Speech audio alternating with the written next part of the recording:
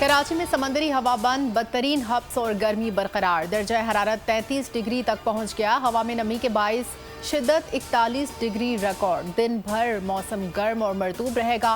शाम के बाद से समंदरी हवा बहाल होने का इम्कान है। गवादर बड़ी तबाही से बच गया। सिक्योरिटी फोर्सेस और बम डिस्पोजल स्क्वाड की बर्वक्त कार्रवाई। दहशतगर्दों ने रात के वक्त IED मंडी के इलाके में छुपाई थी।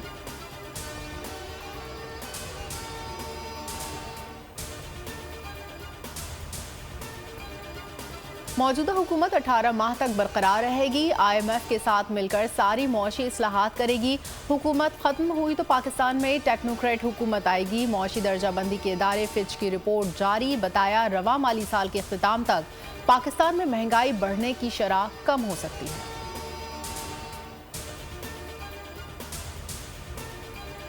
और अमरीकी सदर जो बाइडन कोरोना में मुब्तला, इंतखाबी सरगर्मियां मअतल कर दी। आइसोलेशन में अपने फराइज अंजाम देते रहेंगे। अमरीकी सदर जो बाइडन का आज लॉस वेगास में कॉन्फ्रेंस से खिताब शेड्यूल था।